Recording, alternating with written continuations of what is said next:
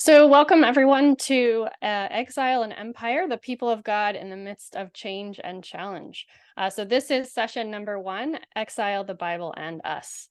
So I'm going to begin with just a quick overview of where we're going over the course of the whole series of presentations that we have.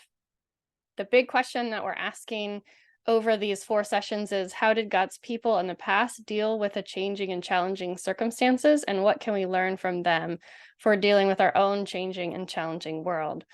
We're going to do this in 2 parts. So part 1 will relate to the exile, and the theme there is learning from our experiences and broadening our perspectives. So session 1 is on that. Is tonight. Session 2 will be on September 19th. And then part 2 will be 2 sessions that will be on the theme of empire rather than exile, and the theme of having God's point of view. So that will be sessions 3 and 4. Part 1 will be dealing with Old Testament texts, and part 2 will be dealing with New Testament texts, just so you know where we're going with that. That's an overview of all 4 sessions. I also want to give you a quick overview of what we're going to be doing just tonight. Between now and 8:30, overview of session 1. We're going to start with the question, what was the exile and when did it take place? I promised you all that you could come to this study without any extensive previous Bible study experience. So if you don't know what the exile is, that's okay. I'm going to be explaining that and putting that in the context of Israel's history. There'll be a chance for you to ask questions at the end of that section. The second part of tonight, we'll be talking about the exile as a theological problem, and we'll have some discussion about modern experiences of exile after that. And then finally, the third part of tonight I'll be talking a little bit about some Old Testament stories that are shaped by the experience of the exile. And we'll have a second round of discussion at the end of that, where we put our own stories in conversation with the story of the exile. So we're going to begin then with the first of those 3 topics, which is, what is the exile and when did it take place? This is the timeline, which is the handout that I put in the chat box. Those of you who are watching this as a recording later, we can make sure we have a way to get you the handout as well if you'd like. So if you can't see this very well on the screen, it is available as the handout in the chat box that you could print out and look at on your own. So the first thing I want to say about the exile is that it is not to be confused with the Exodus. So exile and Exodus are 2 different things. The Exodus is probably the better known of the 2 biblical events. The Exodus is the story of Moses leading the Israelites out of slavery into Egypt, out of slavery in Egypt into the Promised Land. The exile, however, is an event that occurred much later in history, and I will be explaining what that is soon. But to set the stage first, I want to give you a sense of the history of the Israelite people leading up to the exile, so that we have some context into which to put this event. So super quick review of biblical history to make sure we're all kind of on the same page with understanding the history of Israel and what we're talking about. The very early chapters of the Bible contain stories of things like creation and Noah's Ark, but the story of the people of Israel really gets rolling with the story of the call of Abraham in Genesis chapter 12. God promises Abraham and his wife Sarah that they'll have many descendants, and that these descendants will become a nation with a special relationship with God and a special calling from God. Abraham's grandson was named Jacob. Jacob then has 12 sons who become the fathers of the 12 tribes of Israel that eventually make up the nation of Israel. While they're still just a large family, not yet a nation, they move to Egypt to escape from a famine and end up living in Egypt for several hundred years, during which time they expand in numbers to become the size of a nation, but they also become enslaved to the Egyptians. Then eventually the people are led out of Egypt by Moses, which is what we call the Exodus, into the Promised Land, where they eventually become the nation of Israel. After several hundred more years of being a loose tribal federation in what we call the Promised Land, a monarchy is established, with the first king being Saul. So that brings us up to the place where the timeline on the screen begins, with the reigns of Saul, David, and Solomon. So on the timeline itself, we have significant historical periods during the time of the monarchy and beyond. Above the timeline, we have the historical events that are related to those time periods. And then below the timeline is some information about when certain biblical books were written. And all of that actually will be relevant to session 2, not session 1. So we'll return to this timeline next week, or not next week, next time, to talk more about that stuff that's below the timeline. But for today, we're going to be focusing on the timeline itself and the events that are above it. So the timeline begins with the period of the United Monarchy. The first 3 kings of Israel were Saul, David, and Solomon, and they reigned roughly during the period from 1025 to 928 BC.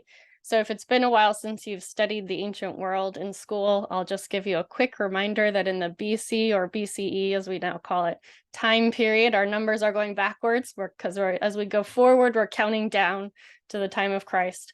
So 1025 to 928 approximately, although of course dating things that far back in history has its challenges.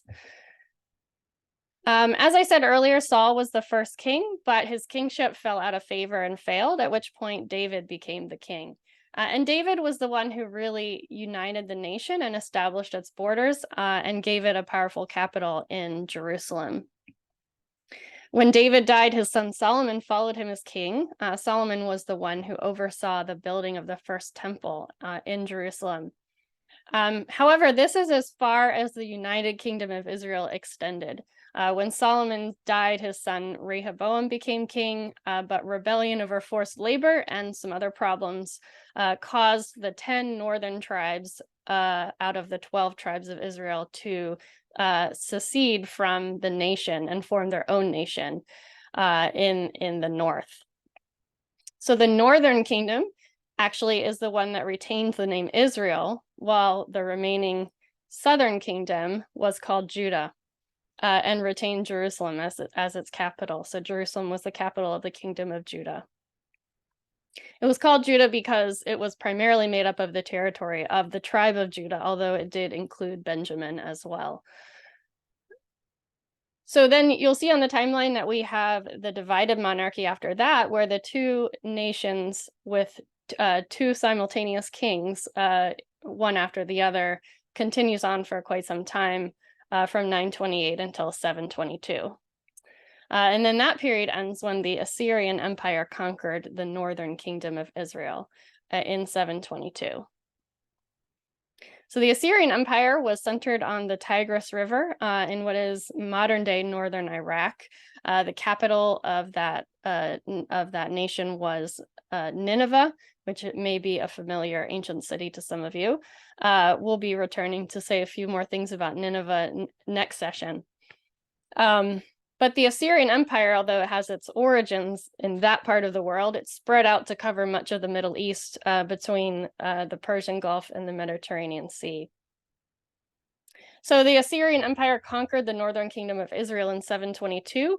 Many people that lived in the northern kingdom of Israel were taken away by the Assyrians, forced to move and live elsewhere. They also brought other people in, people who came from other parts of the empire. They brought them in to live in that area of the northern kingdom of Israel. And this resulted in a mixed population in that territory that used to be Israel.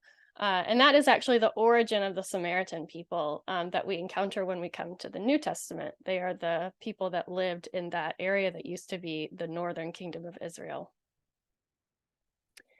The southern kingdom of Judah, however, managed to resist being completely conquered by Assyria, although they were quite dominated by them, but they were not completely conquered and destroyed the way that the northern kingdom was.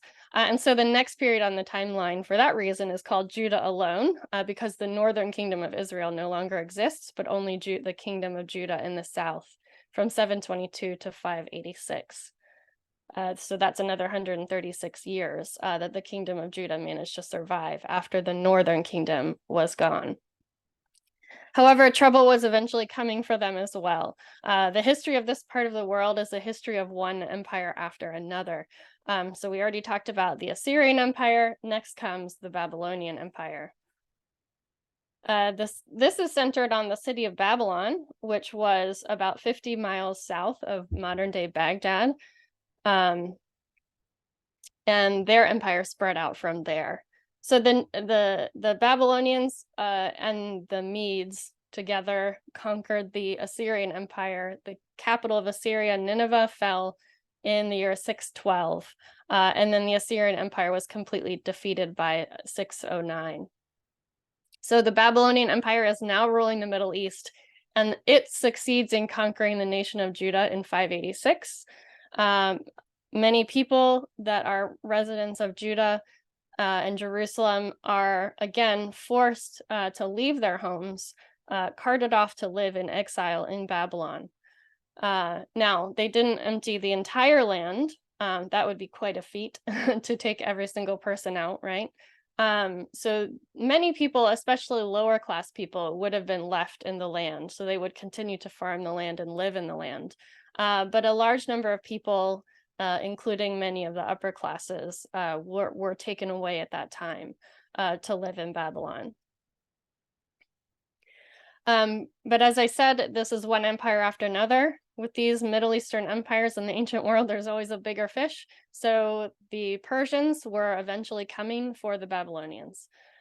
So Babylon was invaded by Persian forces under the leadership of Cyrus the Great, and the Persians take over the empire in 539. Now, the Persian Empire operates a little differently than the Babylonians. It's their policy to allow people to return to their homes or continue to live in their homes. They're not in the business of carting people around the way that the Babylonians and the Assyrians had been. So the Persian Empire allows the exiles of Judah who were living in Babylon to return home. It's important to note, however, that Judah is still completely ruled by the Persians, so they don't regain their political independence, but they are allowed to return home, to rebuild the city of Jerusalem, to rebuild the temple, and those kind of things. So that's the end of the exile and the beginning of what we call the post-exilic period, which is the last segment on that timeline there. So we're going to talk more in a little while about the significance of the exile and the impact that it had on the people of Judah theologically and in terms of their identity. But first, I want to pause for a few minutes to see if there are any questions about what we have covered so far. I'm going to go ahead and pause the recording for that and also stop sharing the screen so we can see each other better again. And then we will resume the recording in a few minutes.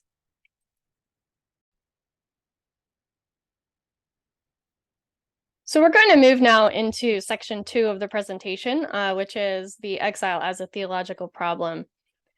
So the exile was a major event in the history of the Israelite people, or to be more specific, we might say the people of Judah, right? More specifically than the people of Israel. The people of the southern kingdom of Judah are the people who would later go on to be the people that we call Jews. Judah leads to Judaism and the Jews. So just to connect all these vocabulary words together, this is where we get the term Jews from. So within the history of the Jewish people, the exile was a major event. It was a major event because it caused them to question everything that they thought that they knew about God and about their place in the world. And the reason that it caused them to question those things is because they believed that God had promised them, first of all, the land, and then within the land, also a Davidic kingdom that would be reigning while they were occupying that land. So if those were the things that God had promised them, then what does it mean when the land and the kingdom are both gone? And so that's why the exile creates a theological problem for the people.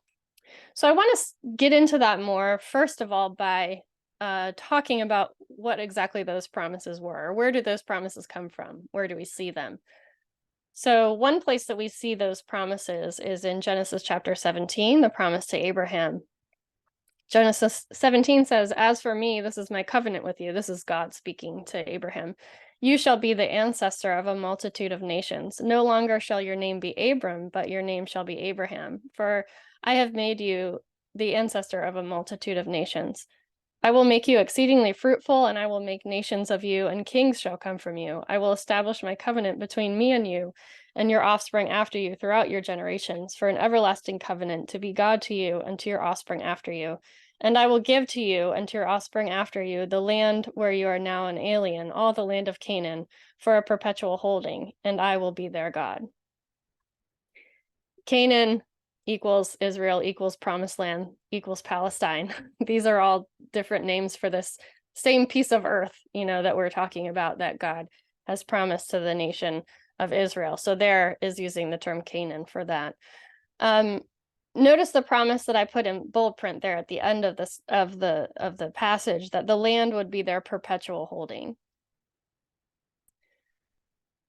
So that's one of the places we see that promise. Another place is the promise to David in 2 Samuel chapter 7. So this is after David becomes king. He wants to build God a temple, but God says, no, you're not the one who's going to build me the temple. And it's within that context that we get these words here in chapter 7.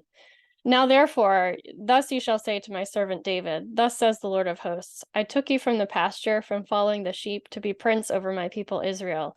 And I have been with you wherever you went, and have cut off all your enemies from before you. And I will make for you a great name, like the name of the great ones of the earth. And I will appoint a place for my people Israel, and will plant them, so that they may live in their own place, and be disturbed no more. The evildoer shall afflict them no more, as formerly, from the time that I appointed judges over my people Israel, and I will give you rest from all your enemies. Here, there's a little ... and I took a few verses out. Here, God says that it's David's son who will build the temple and take the throne after him. And then picking up with verse 15, but I will not take my steadfast love from him as I took it from Saul, whom I put away before you. Your house and your kingdom shall be made sure forever before me. Your throne shall be established forever. So here we have the promise in 2 Samuel from God to David that David and his descendants will rule Israel in Jerusalem forever, right? It actually says the word forever there. So that's quite a promise, sort of an unending kingship for David and his descendants. So when we get to the exile, however, the kingship is basically destroyed, right? The line of David ends. That doesn't mean that there are no more descendants of David in the world, but rather there are no more descendants of David sitting on a throne in Jerusalem, because there is no monarchy anymore from the time of the exile onward. So what does the exile and the end of the monarchy mean for people who have received these promises that we saw in Genesis and in 2 Samuel? So now with the exile, Israel is faced with asking if God has broken these promises that God had made. They have had the land that God promised them taken away from them, and also there was no longer a Davidic king on the throne in Jerusalem. So this is both an identity crisis and a theological crisis. It leaves them asking, who are we as a nation? Who are we as a people if we don't have this land and we don't have this kingship? And who is God, right? If God is the one who promised us that we would have these things and we no longer have them, then who is God? So there's lots of places in the Old Testament where we see the Israelites wrestling with the pain of the exile. Probably the one of the greatest examples of this is the Book of Lamentations, which is basically all about wrestling with the pain of the exile and the conquering of Jerusalem.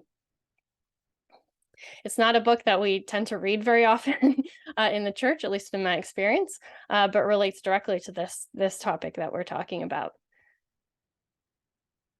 So Lamentations gives us a window into the.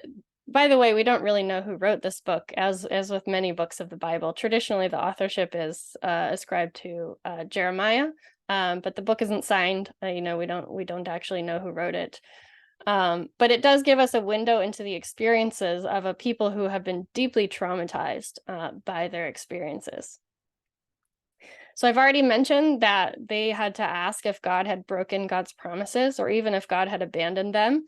That's certainly enough to deal with, but their trauma doesn't only spring from those kind of theological questions. It also springs from the actual experience of Babylon conquering them.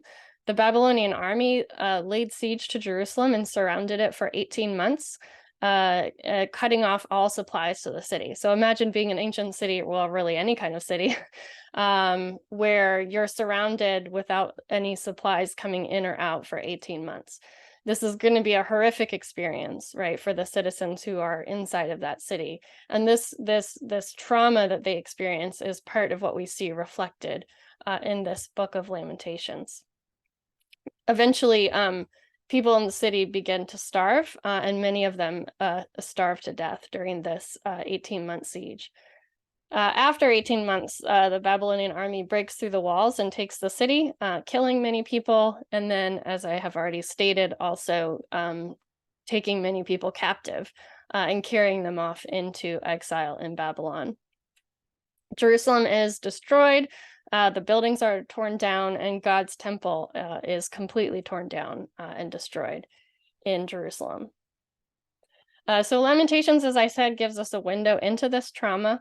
Speaking of the people killed in the streets, women being raped, children starving, etc. Just as a warning, it is a rather graphic imagery that we find in this book, including what I'm about to put on the screen.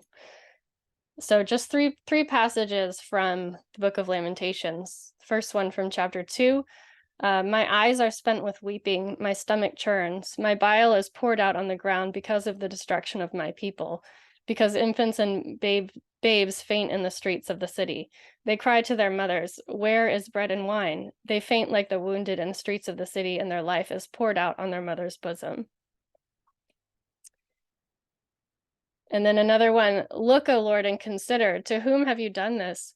Should women eat their offspring, the children they have born? Should priests and prophet be killed in the sanctuary of the Lord? The young and the old are lying on the ground in the streets. My young women and my young men have fallen by the sword. In the day of your anger, you have killed them, slaughtering without mercy." And then finally, this is actually the conclusion of the book in chapter 5. But you, O Lord, reign forever. Your throne endures to all generations. Why have you forgotten us completely? Why have you forsaken us these many days? Restore us to yourself, O Lord, that we may be restored.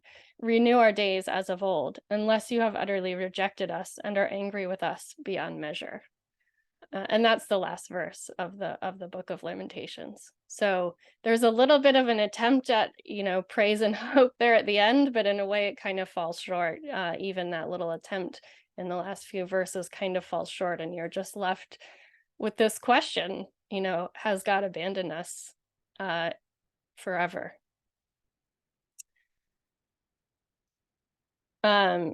So again, these are the kinds of questions that the exile caused the people to ask. Why has this happened to us? Why did God let this happen to us? Has God rejected us, and will God save us? So the book of Lamentations focuses on the experience of the siege of Jerusalem and its destruction afterwards, and how Jerusalem was left desolate after this attack. The very first verse of the book, I don't have it on the screen here, but the very first opening verse of the book says, "How lonely sits the city that was once so full of people." So Lamentations is a lament for the city of Jerusalem itself. We, however, are also talking about not just what happened to Jerusalem, but the exile, right? The experience of leaving Jerusalem and going into Babylon. So a place that we see that reflected in the Old Testament is in Psalm 137.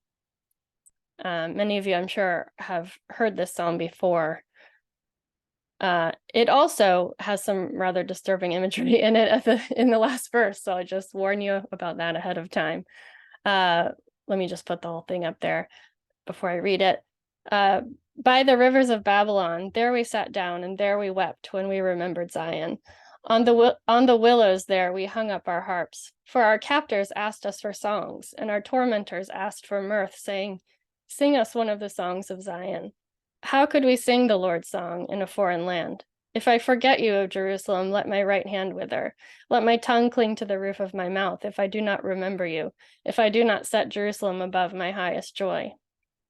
Remember, O Lord, against the Edomites, the day of Jerusalem's fall, how they said, tear it down, down to its foundations. O daughter Babylon, you devastator, happy shall be they who pay you back for what you have done to us.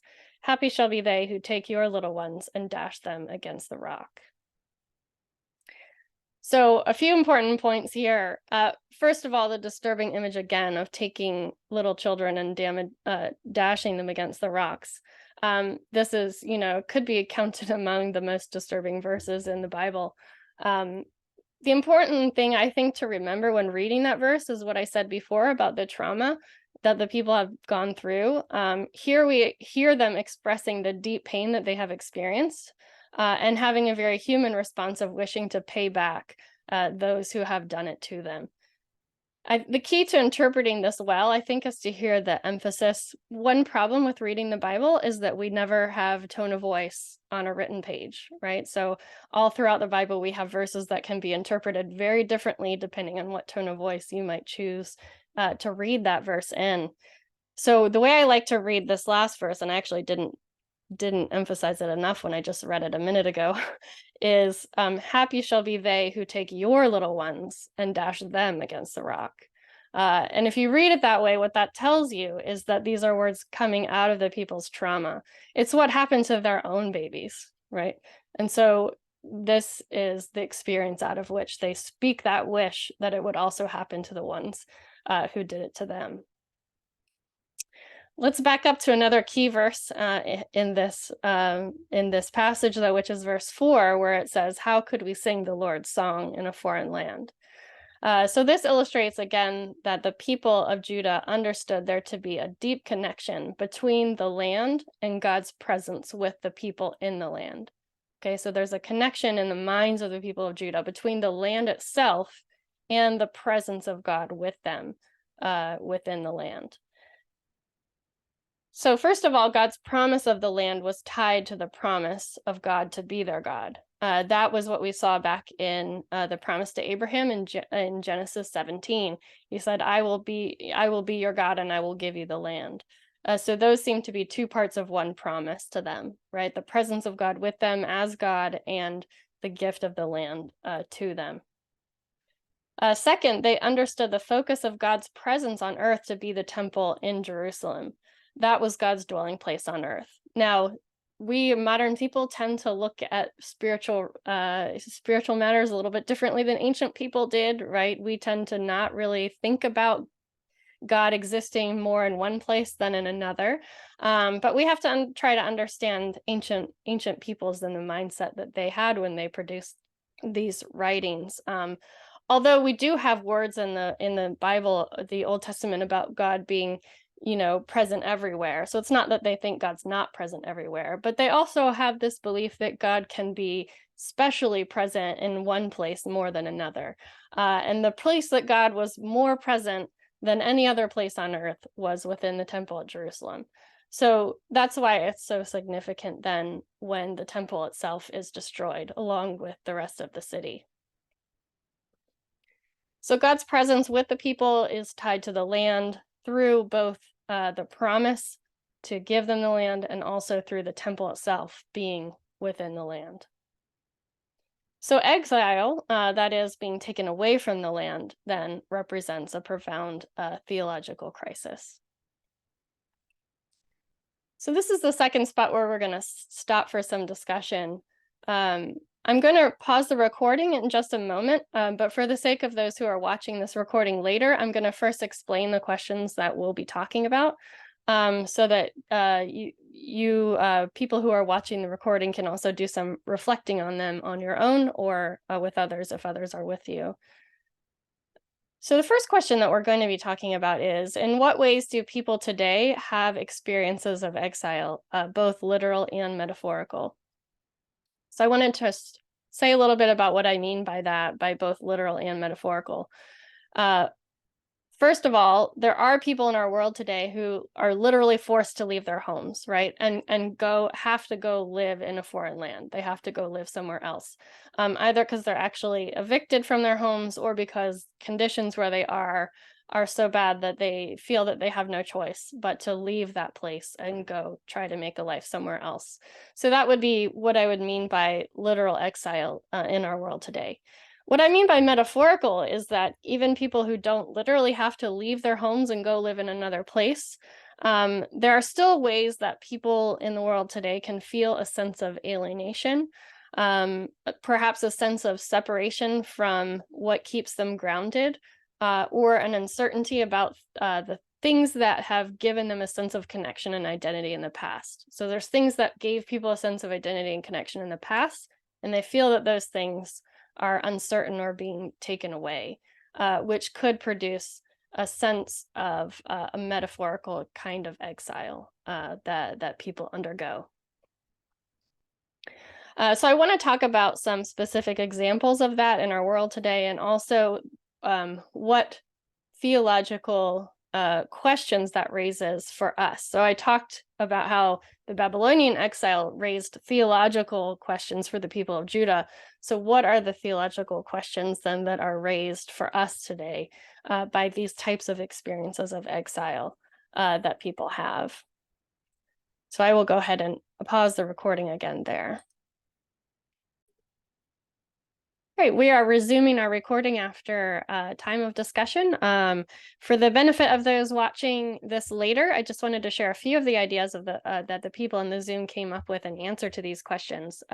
We talked about the feeling of exile that people in prison have, Afghan refugees and other types of refugees who may have experiences that cause them to ask the question, where is God? That question comes up over and over again. Foreign adoption was mentioned, that children are taken from their homes and raised somewhere else, and they didn't have any, control over that situation themselves. The experience of COVID we talked about, and especially the disconnection that COVID caused us to feel to our friends and family members. Old age was brought up, that that retirement and also the loss of independence can create feelings of alienation from one's life and a crisis of identity within them. And then finally also divorce, the experience of divorce can alienate us from various aspects of our lives. I think there might have been a few others, but those were the ones I managed to write down. So those may jog your reflections as you think about these questions as well. I'm going to move on now, though, to the third and final piece of our topic for tonight: Old Testament stories that are shaped by the exile.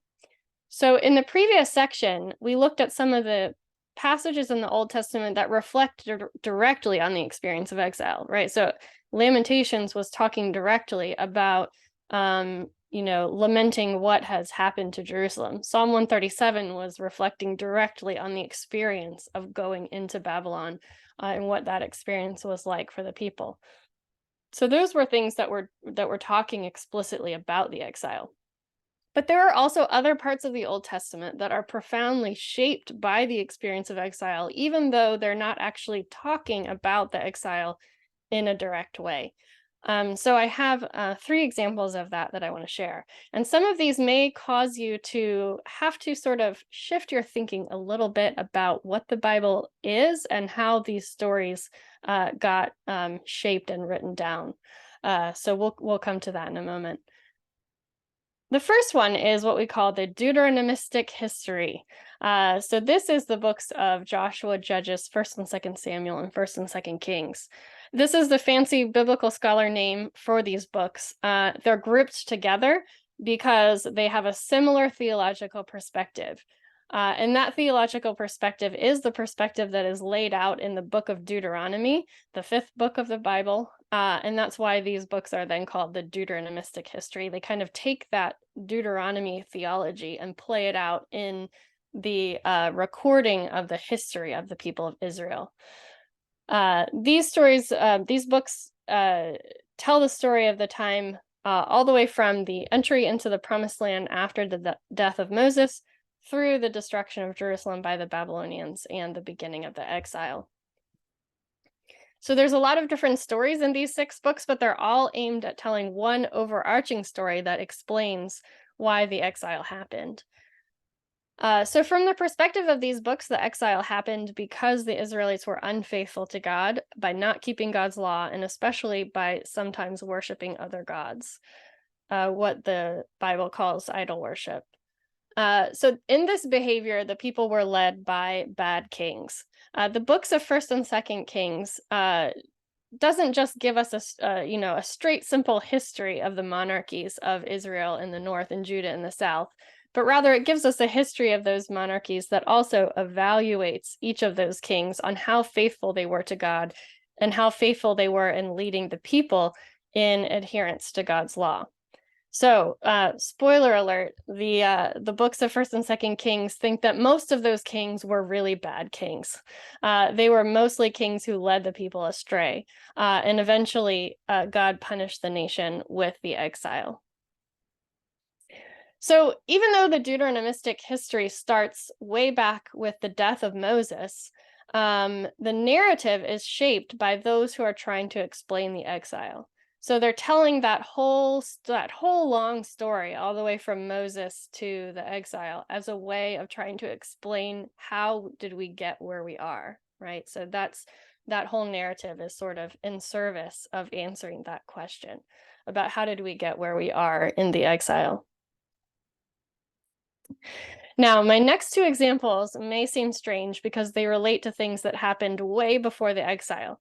But here's the thing. Many biblical scholars believe that most of the books of the Old Testament were shaped into their final form, the form that we read them in today, during the Babylonian exile, or even possibly in the post-exilic period, in the period after the people came back to the land and the exile was over.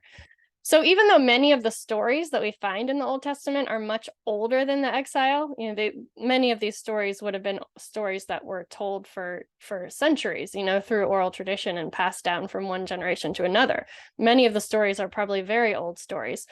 But nevertheless, even though they are old stories, in their written form, they were written down in the exile or after the exile. And so the final shaping of the way that those stories get told is influenced by this experience of exile that the people have. So the way that stories get told changes over time. We need stories to speak to our own lives as we experience them. And so when we tell stories about the past, we emphasize the details that we feel speak to our current situation. So the same story might change in the way that it gets told over an extended period of time. So in the exile and even after the exile, God's people told their stories, even their ancient stories, in ways that were shaped by their current experiences. And so therefore, when you look for it, you can find themes of exile and return all over the Old Testament, including going all the way back to the story of Adam and Eve in Genesis 3.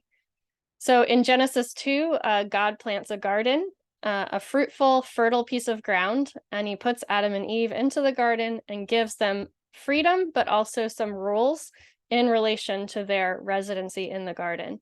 And then in Genesis 3, after they break the rules, several consequences happen, two of which are particularly relevant for our conversation. First, God says that the ground itself is now cursed because of what Adam has done. No longer, I should say Adam and Eve have done, no longer will humans have a simple relationship with the land, but things will be more complicated. They will have to sweat and toil to get the land to produce what they need. So a broken relationship with God is directly tied to a broken relationship that people have with the land. Okay, so you're hearing that God-land connection again, even here in the beginning of Genesis. A broken relationship with God is tied directly in Genesis 3 to a broken relationship that people have with the land.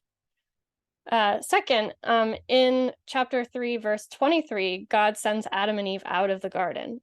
Because of what they have done, they now have to leave this piece of ground that God has given them. So because of disobedience, some people have to leave the piece of ground that God had planted them in. This might sound a little bit familiar to you with all this talk that we've been doing so far about the exile.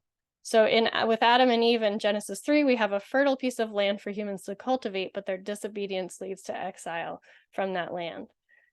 Now, again, I'm not saying that the story of Adam and Eve was invented to represent the exile, but I am saying that the telling of the story of Adam and Eve that we have in the Bible was probably shaped into its final form by the experience that the people had of the exile and the return to the land. The people are reflecting on that experience of exile and their relationship with the land as they tell the story of Adam and Eve. So again, the relationship to God and land are tied together, and disobedience leads to exile from the land. That's sort of what we observe in that story of Adam and Eve. The next one is the story of Jacob in Genesis chapters 28 through 33. Jacob is the son of Isaac and the grandson of Abraham. He's living with his family in the land of Canaan, the land that God has promised will one day belong to their descendants, the land that would later become Israel. I'm sure many of you are familiar with this story. After tricking his brother Esau out of both his birthright as the oldest son and his father's blessing, Jacob flees Canaan and goes to stay with his mother's family to the north. So he goes for two reasons: to escape Esau's fury. Esau wants to kill him for what he's done to Esau. And he also goes to get a wife for himself from among his mother's family. Jacob spends a long time there outside of the land and gets multiple wives and concubines. He gets rich by continuing his trickster ways and eventually comes back home with his new household in tow. On the way back into the land, Jacob has an encounter with some kind of divine presence or angel. It's not clear in the story exactly what the identity of this figure is, but Jacob has an encounter with this figure and they have a wrestling match with each other beside a river. We'll just call it the angel, even though, again, it's not clear exactly who this figure is. The angel is unable to prevail over Jacob in the wrestling match, but injures him and also then gives him a new name. So he says, your name is no longer Jacob, and now your name is Israel. So it's in the midst of a struggle that Jacob is given the identity of Israel. And not only that, but it is in leaving the land and then returning to it that Jacob is given this identity of Israel that the nation will carry. So the name Israel means, someone in the midst of a struggle, and it is also conferred on Jacob through this experience of leaving the land and then returning to it. Another little interesting sort of tidbit or parallel in this Jacob story to the history of the exile and the return is that when Jacob arrives back home, Esau is waiting for him. It's a tense moment. The reader is wondering what's going to happen. Jacob's worried that Esau is going to kill him, so we wait to see what will happen. But instead, Esau comes forward and embraces him. The brothers reconcile, and we have forgiveness. So we see, sorry, let me just get this on the screen. The story we have in the Jacob story, a story of exile and return. So again, I'm not saying that the Jacob story was invented to represent the exile, but rather that in the final form that we have the story in the Old Testament, this pattern of exile and return is emphasized. Especially this idea that Jacob becomes Israel through his experience of leaving the land and returning to it, his experience of exile. And the reason that I particularly mentioned that piece of Esau waiting for him when he comes back and what happens when that occurs is because that part of the story can be understood as a commentary on the returns. Remember how I said that not everybody left the land, right? They didn't cart everybody away. So some people had stayed in the land, especially the lower class people had stayed in the land the whole time. And now when the exiles are allowed to return, here come these upper class people again to return to the land. So there was going to be a question of how everyone's going to get along with each other, right? Are the people who are still in the land going to be welcoming the exiles back with open arms, or is there going to be conflict? So we probably see a little bit of reflecting and commentary on that relationship going on there in that story of Jacob and Esau. All right, so we're going to have another time of discussion now to finish out our evening. Just like last time, I will go over the questions again before I pause the recording. So I've been talking a little bit about how the story of exile shaped the ways that the people of Israel told their stories. So what I want to talk about now is how our own experiences shape the way that we tell our own stories, of who we are as individuals and who we are as communities of people. So the questions I have for us to talk about here are, in what ways have your own personal experiences shaped the story of who you are today? That might be a question that's more for you to just reflect on. You may or may not want to share that with the whole group. That's fine, but it's a question there for you to reflect on. Another, broadening our perspective out here, the second question is, in what ways have our collective experiences shaped the story of who we are as a larger community? For example, as the city of Columbia, or as the United States, or even as the global community? How are the experiences that we've shared together the things that shape our identity of who we are as communities of people? And then finally, especially relevant for our 40th anniversary celebration as New Hope, in what ways have our experiences as the community of New Hope shaped the story of who we are as a church community today? So I will, again, pause the recording for us to have a little conversation about these questions here. Our next session will be on September 19th at 6:30 p.m. So you have to be on your toes with the schedule. Notice that that's a Tuesday, not a Wednesday, and notice that that's 6:30, not 7. So make sure you take note of those things to arrive here at the right time.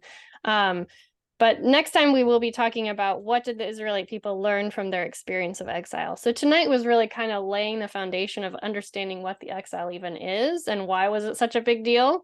Next time, we're going to build a step further than that and talk about what did they learn from their experience of exile.